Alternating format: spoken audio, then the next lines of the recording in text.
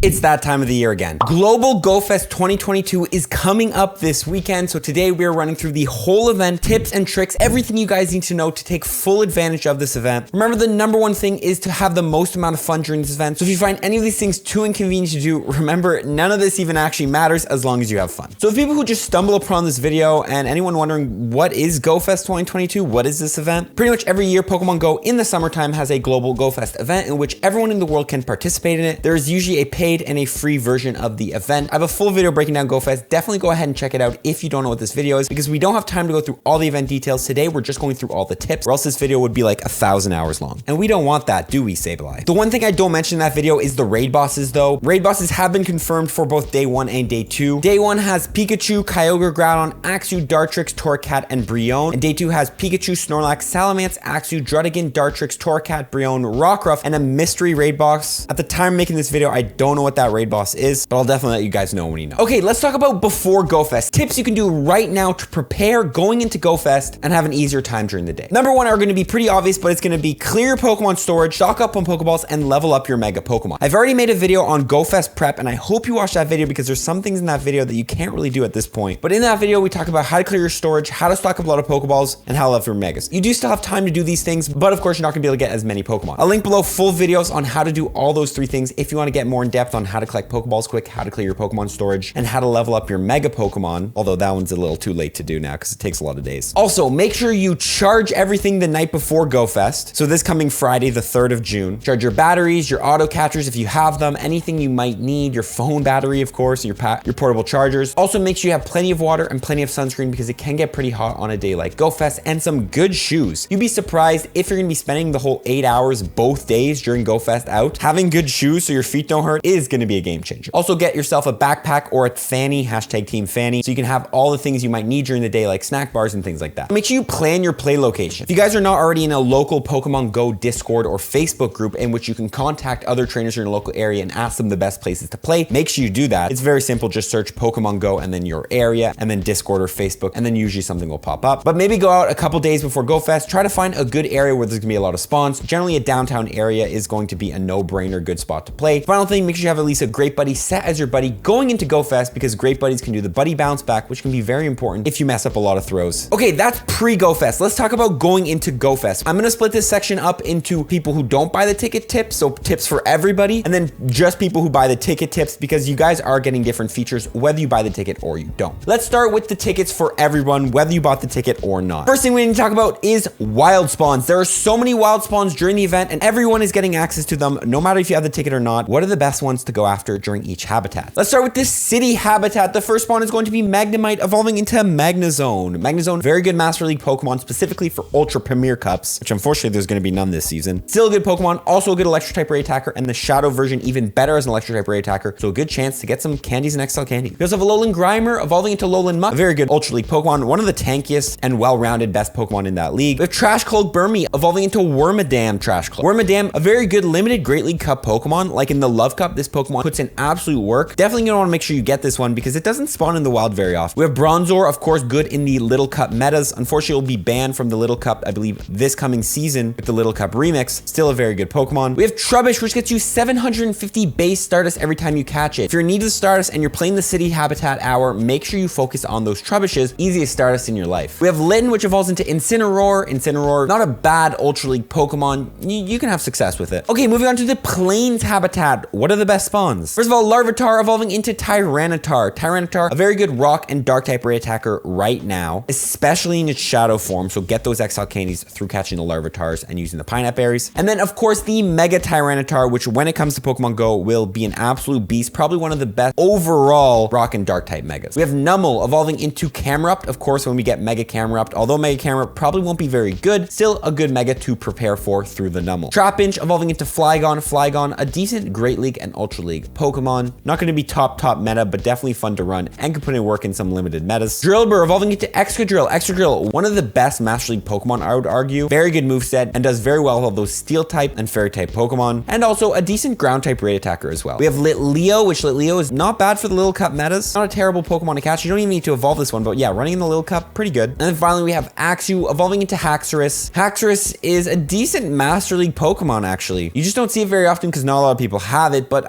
you can put in work with this Pokemon. It has a good moveset. Let's move on to the Rainforest habitat. First Pokemon is going to be Mudkip, of course, evolving into Swampert. We know how good Swampert is, good for the Great League, Ultra League, Master League, good water type rare attacker, especially in its shadow form, and does have the Mega. All in all, one of the best generalists in Pokemon Go, has play all around. But remember, you do need to have Hydro Cannon on this Pokemon, so you might want to wait for an event in the future, hopefully, in which you can evolve to get this move. We have Seedot evolving into Shiftry. Shiftry, very good Great League Pokemon. We do have Shroomish, which Shroomish gets you 500 Stardust every time you catch it, so definitely go ahead and catch that Pokemon. Slackoth evolving into Vigoroth. Vigoroth, a very good Great League Pokemon, specifically some limited metas. Terrablast evolving into Escavalier. Escavalier, a very good Ultra League Pokemon, and can do work in the Great League. We have Skrelp, which evolves into Dragalge. Dragalge, not a bad Great League Pokemon. Finally, in the Tundra habitat, we first have Swinub, of course, Swinub into Mamoswine. Mamoswine, probably all around one of the most accessible ice type rare attackers in the game, and very strong as well. Specifically in the shadow form, it can put in work. And also, Mamoswine is not a bad Master League Pokemon. We have Wingull evolving into Pelipper. Pelipper, a very good Great League Pokemon. It was nerfed a couple seasons ago. Unfortunately, it was a lot better before, but it still does work. Of course, Meditite evolving into Medicham. Medicham, one of the best Great League Pokemon there is right now, and also Medicham does have the Mega in the future. Seal,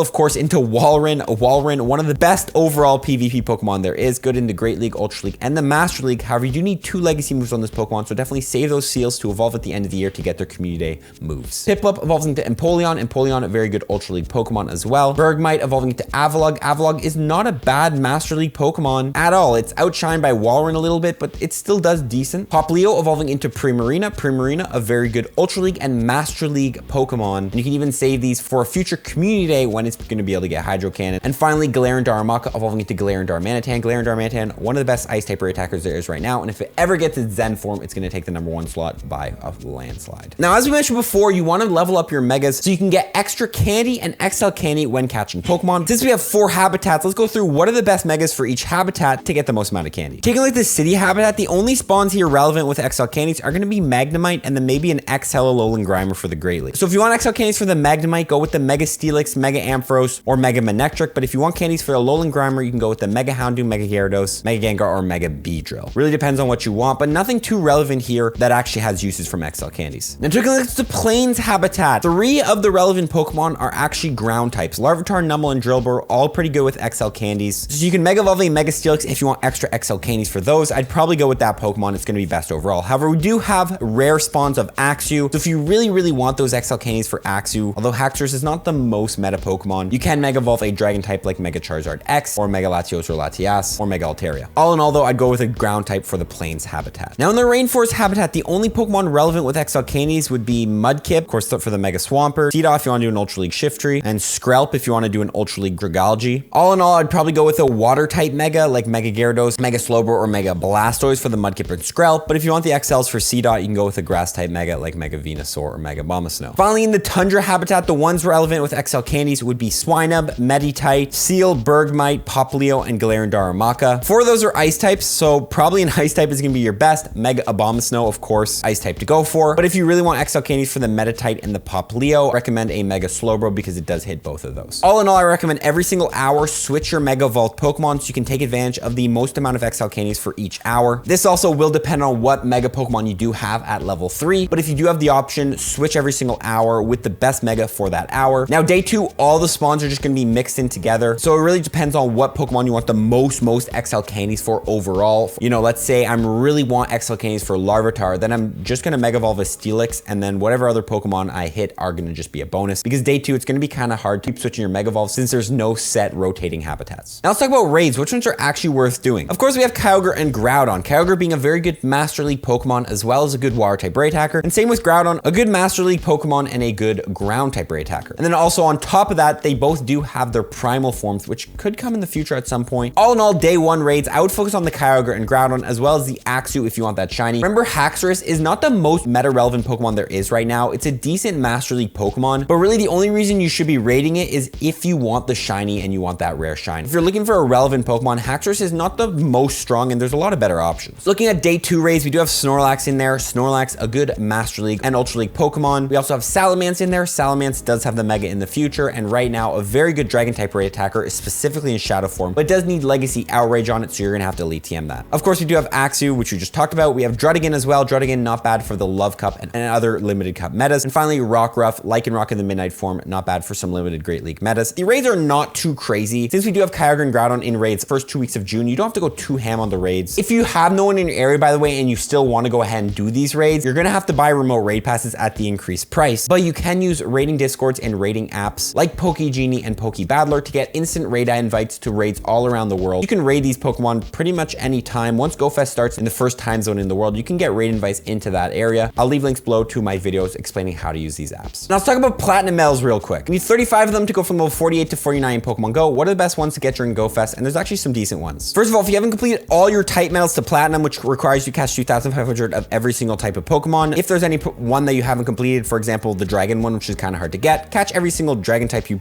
see, so Axew, for example, and try to complete during this event. We also do get some snapshots. The amount will differ depending on if you bought the ticket or not. I think you only get 1 without the ticket and 5 with the ticket, but make sure you go ahead and do those snapshots, however many you have to complete your camera medal, have 400 encounters and go snapshot. This is a kind of a grind medal, but definitely never miss out on a snapshot so you can work on this medal. Pikachu with that little costume, of course, spawning in raids in the wild, all that jazz. Pikachu fan medal, catch 1,000 Pikachu. Definitely one you're going to want to go ahead and complete during this event. And you can actually save those Pikachus and trade them after with a friend, because actually receiving a Pikachu from trade does count as a point towards this medal. We do have a bunch of raid bosses during the event. Take a look at all these raid bosses. If you've never raided that species of Pokemon, make sure you raid it at least once, because that'll help you towards your Rising Star medal, defeat 150 species of Pokemon in raids. For example, if you've never raided a AUTOCAT in a raid, which I don't think it's ever been in raid, raid it at least once, use at least one pass on it so you can work on your Rising Star medal. You have to do 150 different species of Pokemon. So many players are playing just event, so this is gonna be the best time to complete your Picnicker medal. Use the lure to help any trainer catch 2,500 Pokemon. Go to a busy area, go to a play area. We already talked about choosing the area you're gonna play and be the first person to drop lures. They're gonna be lasting an hour because there's not gonna be a lure extended bonus, but the Season of Go does have 1 hour lure modules. So dropping lures, especially those premium lure modules, trainers will catch Pokemon off your lure for that hour, and this is gonna be the best time to complete this lure because probably so many trainers are gonna be out. Okay, now we're moving into paid tips. So if you bought the ticket, these are the tips you should be following based on the features you're getting. First of all, we have Incense spawns every single hour. So let's take a quick look at them. Of course, unknown B, G, O, and U are spawning every single hour. Remember, catch these Pokemon, save them because these unknowns are rare, especially the shinies, since you can usually only get them during events like GoFest or as a really, really rare spawn during non-event hours. Catch as many, save them for future trade baits. So you can get a lot of good Pokemon off unknowns. Now, other than that, relevant Incense spawns, of course, Axew spawning. We already talked about Haxorus being decent in the Master League. In the Plains habitat, we do have Torkoal spawning, which is a regional Pokemon. Again, catch those Pokemon, save them. Those are good trade baits for later down the line, but not really relevant. In the Rainforest habitat, we have Tropius, again, a regional Pokemon. Catch them, save them. But Tropius is also pretty good for the Great League. Finally, in the Tundra habitat, Galarian Darumaka. We already talked about Galarian Darmanitan being very good ice type raid attacker. All in all, the Incense spawns are just rare, but not really meta relevant. Remember, do note that Incense right now is spawning 1 Pokemon every 30 seconds if you're moving. So if you're walking, you can actually get a lot of spawns. But if you're not moving, you only get 1 spawn every 5 minutes. So if you bought the ticket, but you're not gonna be able to really leave your house because you're in quarantine or whatever you might be doing, Incense might not even be worth really running. You know, you might as well because you have the chance of getting like Torkoal and Tropius and all that stuff. But really remember, Incense is nerfed. So to really get a lot of these Pokemon we just mentioned, like you need to actually be moving. Also, if you plan on using Incense, you can put Spritzee as your buddy. Since to evolve Spritzee, you actually need to make it your buddy and use an Incense. So that's just a little small tip for you. Now I wanna give you guys a very important tip if you wanna just completely maximize on this event. And this is to do your research on day 2. One thing you know if you've bought one of these events before is that once the event starts, you get flooded with research on research and tasks to do and just so much to do. And sometimes it can feel like homework. Now, since we do have increased shiny odds on Saturday if you bought a ticket, but on Sunday, the odds are not gonna be increased as much. So shiny odds are higher on day 1. I probably recommend just focusing on shiny hunting on day 1, try to get as many spawns as you can, and then just do your research on day 2. Since day 2 will probably be more focused around raiding and you'll have more time, I'd recommend probably saving your research tasks to do on day 2. Now, I know it can be annoying to have uncompleted research tasks and just kind of leave them there. I think it is still beneficial to try to focus on getting as many shines on day 1 since the odds are going to be higher. Also, we do have the Global Arena Challenge returning. If you don't know how this works, pretty much every single hour of the day, there will be a challenge in which trainers in the world need to complete it. Let's say, you know, catch 1,000,000 Pokemon, everyone, and then you unlock 2 times catch Stardust or something. We don't know what the exact tasks and the exact bonuses we're unlocking are, but I do recommend once the bonus is unlocked, that's when you should use your premium items. So let's say the bonus we're unlocking is 2 times catch XP. Once you unlock the bonus, then use your lucky egg. That's just gonna be a way for you to kind of conserve your resources and your premium items so that you're getting the most out of them. Since the bonus only unlocks once we complete that challenge and it only stays until the top of the hour, I recommend only using your premium items like lucky eggs, star pieces until the bonus is actually unlocked. And also finally, remember you do get 9 free raid passes every single day from spinning gyms, only if you bought the ticket. So remember to use those raid passes on the raid bosses we talked about earlier. Now the event is over. What do you do after GoFest, and you guys need to listen to this. Number one is that during the season of Go and for the foreseeable future, once you hit level 31 in Pokemon Go, you get access to XL candies, which is great for a lot of you people because you guys can collect XL candies during this upcoming GoFest. On top of that, during the season of Go, you will get 1 extra candy when trading away a Pokemon, a guaranteed XL candy when trading away a Pokemon. After GoFest, save all the Pokemon that we talked about earlier that are meta relevant in the Master League or as raid attackers or with XL candies and trade those Pokemon away for extra XL candies. Sitting down with a buddy after GoFest, for example, and going ahead and mirror trading 100 Axews, let's say you caught, is going to get you 100 XL candies for Axew. It takes 296 to take a Pokemon from level 40 to level 50. So all you really need to do is catch 296 of a certain Pokemon during GoFest, trade them all away, and Bob's your uncle. Don't sleep on trading after GoFest. It's going to be the most important thing for you guys to do. Also, we do have Mantine Spotlight Hour coming up on the 14th of June from 6 to 7 p.m. And during Mantine Spotlight Hour, there's 2 times transfer candy. So any Pokemon you've gone ahead and already traded, before you transfer them, save them for Mantine Spotlight Hour and transfer them then. This will allow you to get extra candy for these Pokemon. However, if you do have rare Pokemon, it might actually be better to actually save them for even longer because we have had instances in the past where we have increased XL candies for transferring, like 3 times chance of getting XL candy when transferring. So you can play the long game and save some of these rare Pokemon or Pokemon you want even more XL candies for a future event, although I have no clue when it's going to be, when we can get increased XL candies from transferring. Both these things, by the way, the trading and the transferring, I definitely recommend after GoFest tagging those Pokemon so you can keep an eye on which ones you want to trade and transfer. For example, let's say all these Pokemon here are already traded. I'm just going to make a tag here